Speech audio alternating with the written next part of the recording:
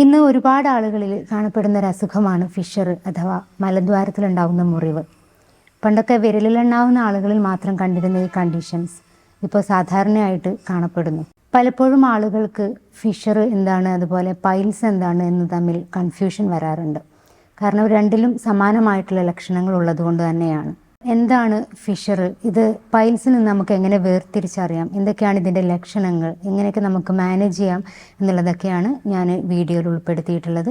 ഞാൻ doctor Munshida, senior consultant, Olive Homoeopathy, Keezhissery, Malappuram. മലം കട്ടിയായിട്ട് പോകുമ്പോൾ മലദ്വാരത്തിലുണ്ടാകുന്ന മുറിവിനെയാണ് നമ്മൾ സാധാരണ ഫിഷർ എന്ന് പറയാറുള്ളത്. വയറ്റിന്ന് പോകുമ്പോഴും അതിനുശേഷവും ഉണ്ടാകുന്ന അസഹനീയമായിട്ടുള്ള വേദന, അതുപോലെ തന്നെ മലത്തോടൊപ്പം ഉണ്ടാകുന്ന ബ്ലീഡിങ്, അതുപോലെ ഈ മുറിവിൽ നിന്ന് അടർന്ന് തൊലി പുറത്തേക്ക് തള്ളി നിൽക്കുന്ന ഒരു കണ്ടീഷൻ, അതായത് സ്കിൻ ടാഗ് എന്നാണ് അത് അറിയപ്പെടുന്നത്. ഇത് പലപ്പോഴും പൈൽസ് ആണോ എന്ന് ആളുകൾ തെറ്റിദ്ധാരണയുണ്ടാക്കാറുണ്ട്. ഇതൊക്കെയാണ് ഇതിൻ്റെ സാധാരണ ലക്ഷണങ്ങളായിട്ട് കാണാറുള്ളത്. പൈൽസിന് കൂടുതലും ബ്ലീഡിങ്ങും വേദനയും ഉണ്ടെങ്കിലും ഫിഷറിൻ്റെ അത്രയും തുടക്കത്തിൽ തന്നെ പൈൽസിന് വേദന കാണാറില്ല എന്നുള്ളതാണ്. പൈൽസിന് കൂടുതലും ഒരു പുകച്ചിൽ, അതുപോലെ തന്നെ ഒരു തടിപ്പുണ്ട് എന്നുള്ള ഒരു സെൻസേഷൻ, അതുപോലെ ചെറുതായിട്ടുള്ള ബ്ലീഡിങ്ങും കാര്യങ്ങളൊക്കെയാണ് തുടക്കത്തിൽ കാണാറുള്ളത്. എന്നാൽ ഫിഷറിന് വളരെ അസഹനീയമായിട്ടുള്ള വേദന തുടക്കത്തിൽ തന്നെ കാണാറുണ്ട്. ഇനി എന്തൊക്കെയാണ് ഫിഷർ വരാനുള്ള കാരണങ്ങൾ? പ്രധാനമായിട്ടും മലബന്ധം തന്നെയാണ് ഇതിൻ്റെ പ്രധാന കാരണങ്ങൾ വരുന്നത്. നമ്മുടെ വെള്ളം കുടിയിലുണ്ട വ്യത്യാസങ്ങൾ, അതുപോലെ തന്നെ നാരടങ്ങിയ ഭക്ഷണങ്ങളിൽ ഉണ്ടാകുന്ന കുറവ്, അമിതമായ ഫാസ്റ്റ് ഫുഡിൻ്റെ ഉപയോഗമൊക്കെ തന്നെയാണ് മലബന്ധത്തിലേക്ക് നയിക്കുന്നത്.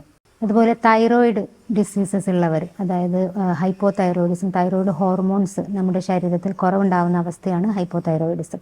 ഈ കണ്ടീഷനുള്ളവരിൽ ഇടയ്ക്കിടയ്ക്ക് കോൺസ്റ്റിപ്പേഷനോ അല്ലെങ്കിൽ മലബന്ധം ഉണ്ടാവുകയും ഇതുമൂലം ഫിഷർ ഉണ്ടാവുകയും ചെയ്യുന്നത് സാധാരണയായിട്ട് കാണാറുണ്ട്. അതുപോലെ ക്രോൺസ് ഡിസീസ്, അൾസറേറ്റീവ് കൊളൈറ്റിസ് തുടങ്ങിയ അസുഖങ്ങളിലൊക്കെ ഒന്നിൽ കൂടുതൽ ഫിഷേഴ്സ് കാണാറുള്ളതാണ്. ഒരു കൃത്യമായിട്ടുള്ള ടോയ്ലറ്റ് ശീലം ഇല്ലാത്തവരിലും ഫിഷർ കൂടുതലായിട്ട് കാണാറുണ്ട്. അതായത് മിക്കവാറും സ്ത്രീകളിലാണ് ഇങ്ങനെ വരാറുള്ളത്.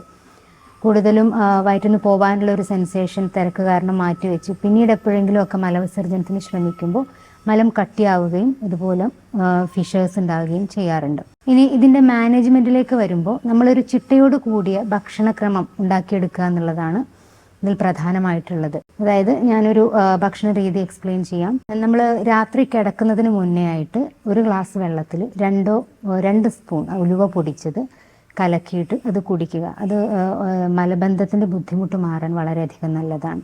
പിന്നെ നമ്മുടെ ബ്രേക്ക്ഫാസ്റ്റിൽ പുട്ട്, ഇഡ്ഡലി, ദോശ തുടങ്ങിയ ഭക്ഷണങ്ങളൊക്കെ ഒഴിവാക്കി കൂടുതലും റാഗി, അതുപോലെ ഓട്സ്, ഇനിയിപ്പോൾ ഇതിലൊന്നും വിശപ്പ് നിൽക്കാത്തവരാണെങ്കിൽ ചപ്പാത്തി, 2 ചപ്പാത്തിയൊക്കെ പച്ചക്കറി അടങ്ങിയ കറികൾ കൂട്ടി കഴിക്കുക. കഴിക്കുന്നതും ചവച്ചരച്ച് തന്നെ കഴിക്കാൻ ശ്രമിക്കുക. കാരണം നമുക്ക് മലബന്ധവും കാര്യങ്ങളൊക്കെ കൂടുതലായിട്ടുണ്ടാവുന്നത് പലപ്പോഴും നമ്മുടെ വയറിൻ്റെ ദഹന പ്രക്രിയ തന്നെ താളം തെറ്റി നിൽക്കുമ്പോഴാണ്. അപ്പം നമ്മൾ എളുപ്പം ദഹനം പെട്ടെന്ന് ഈസി ആവുന്ന തരത്തിൽ ഭക്ഷണം ചവച്ചരച്ച് കഴിക്കുന്നത് ഈ മലബന്ധം മാറാൻ മാത്രമല്ല, അതിൻ്റെ കൂടെ തന്നെ നമുക്ക് അസിഡിറ്റി, പുളിച്ചത് കെട്ടൽ തുടങ്ങിയ കാര്യങ്ങളിലൊക്കെ കുറവുണ്ടാകാൻ വളരെയധികം നല്ലതാണ്. അതുപോലെ കക്കരിക്ക, ക്യാരറ്റ്, സവാള തുടങ്ങിയവയൊക്കെ സാലഡുകളാക്കിയിട്ട് ഭക്ഷണങ്ങളുടെ ഇടവേളകളിൽ, ഭക്ഷണത്തിൻ്റെ കൂടെ അല്ലാതെ ഭക്ഷണത്തിൻ്റെ ഇടവേളകളിൽ കഴിക്കുന്നത് നമ്മുടെ ഈ മലബന്ധത്തിൻ്റെ പ്രശ്നങ്ങളും ഫിഷറിൻ്റെ ബുദ്ധിമുട്ടുകളും മാറി കിട്ടാൻ വളരെയധികം നല്ലതാണ്. ഉച്ചയ്ക്കുള്ള ഭക്ഷണം നമ്മൾ വെറുതെ ചോറ് കഴിക്കുന്നതിന് പകരം, നമ്മുടെ ഈ നാടുകളിലൊക്കെ ചോറാണല്ലോ കൂടുതൽ കഴിക്കുക.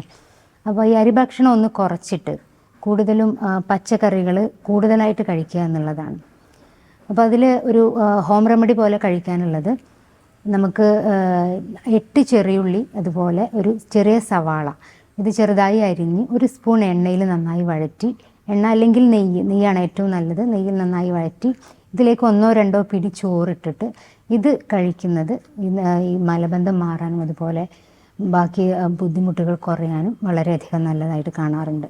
അതുപോലെ വൈകുന്നേരങ്ങളിൽ നമ്മൾ ഈവനിങ് സ്നാക്സ് അല്ലെങ്കിൽ ബേക്കറി ഐറ്റംസൊക്കെ കഴിച്ച് ശീലമുള്ളവരാണെങ്കിൽ കൂടുതലും ജ്യൂസും കാര്യങ്ങളൊക്കെ കഴിക്കാൻ ശ്രമിക്കുക. അതുപോലെ അത്താഴം എപ്പോഴും കുറച്ച് നേരത്തെ കഴിക്കാൻ ശ്രമിക്കുക. കഴിക്കുന്നത് ചപ്പാത്തിയോ അല്ലെങ്കിൽ അങ്ങനെ ലൈറ്റായിട്ടുള്ള എന്തെങ്കിലും ഭക്ഷണങ്ങൾ കൂടുതൽ പച്ചക്കറി കൂട്ടിയിട്ട് തന്നെ കഴിക്കുക.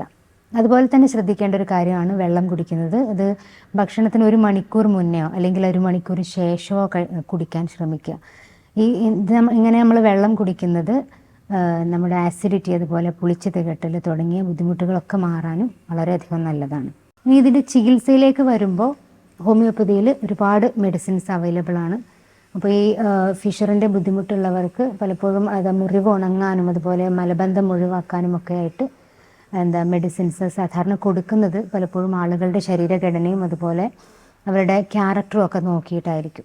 അപ്പോൾ ഇത്രയൊക്കെ ഉള്ളൂ ഇന്നത്തെ വീഡിയോ. നിങ്ങൾക്ക് എന്തെങ്കിലും സംശയങ്ങളും കാര്യങ്ങളും ഉണ്ടെങ്കിൽ താഴെ കാണുന്ന വാട്സപ്പ് നമ്പറിൽ കോൺടാക്റ്റ് ചെയ്യുക, അല്ലെങ്കിൽ കമൻറ്റ് ബോക്സിൽ കമൻ്റായിട്ട് ചോദിക്കുക. Thanks for watching.